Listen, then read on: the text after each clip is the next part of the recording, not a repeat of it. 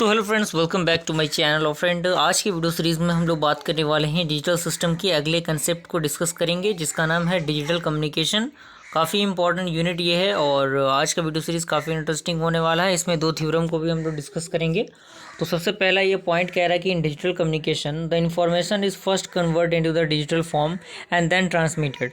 यानी जो भी इन्फॉर्मेशन दिया रहेगा आपका कम्युनिकेशन के अंदर, वो सबसे पहले क्या होगा, डिजिटल फॉर्म में कन्वर्ट होगा, उसके बाद ट्रांसमिट होगा। एक पॉइंट हो गया। और आप इसको, जो पैराग्राफ आपको दिख रहा है, उसको आप इस तरह से पॉइंट करके लिख लीजिएगा ताकि ये चीज़ें छोटी हो जाएं और आपको याद करने में आसानी हो।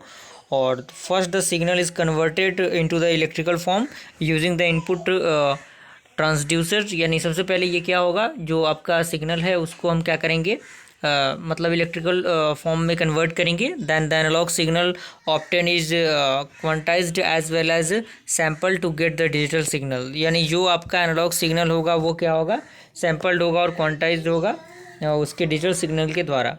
उसके बाद अगला पॉइंट कह रहा है कि the sampling rate and the number of quantizations level does determine the quality of the digital signal. यानी जो आपका सैम्पलिंग रेट है उसके द्वारा हम क्या करते हैं, जो आपका क्वालिटी होता है डिजिटल सिग्नल का, उसको फाइंड आउट करते हैं।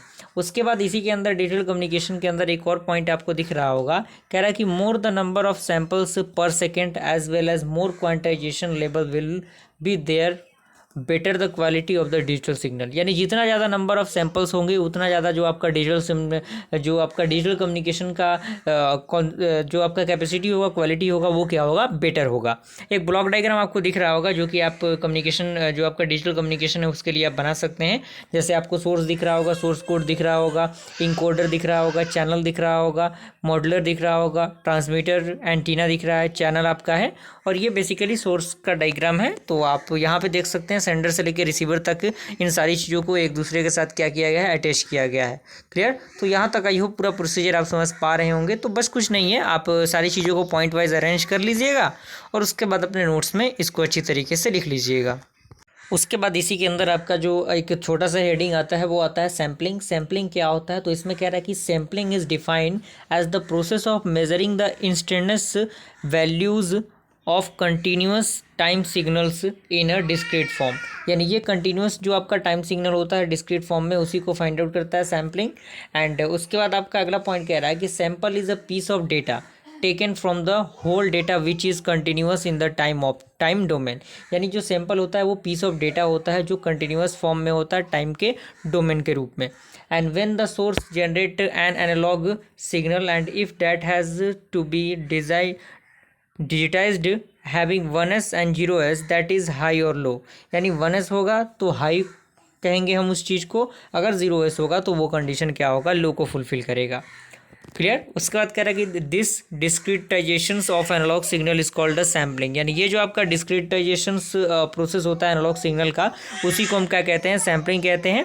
एंड उसके बाद कह रहा है कि देयर फॉर द फिगर, एक फिगर आपको दिख रहा होगा सैम्पलिंग के लिए।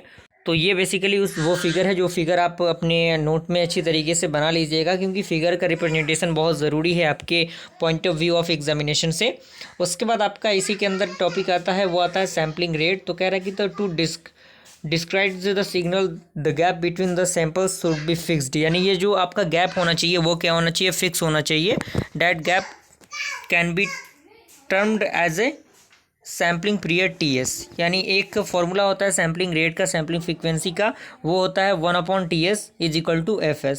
जहाँ पे TS आपका सैम्पलिंग टाइम है और FS क्या है, सैम्पलिंग फ्रीक्वेंसी है, या फिर जिसे हम लोग सैम्पलिंग रेट भी कहते हैं। क्लियर? तो यहाँ पे आपको सारी चीज़ें दिख रही होंगी। उसके बाद आपका नाइक्विस्ट रेट आता है। तो नाइक्विस्ट रेट में भी आपको फॉर्मूला दिख जाएगा, जिसमें FS is equal to 2W होता है। और जहाँ पे FS क्या है, आपका सैम्पलिंग रेट है, और W क्या है, हाईएस्ट फ्रीक्वेंसी है। क्लियर? तो ये बेसिकली कंसेप्ट है आपका। तो यहाँ तक आई होप पूरा प्रोसीजर समझ में आ गया होगा। अगर वीडियो पसंद आए तो लाइक ज़रूर कीजिएगा। जल्दी मिलते हैं ऐसे इंटरेस्टिंग वीडियो के साथ, तब तक के लिए थैंक यू।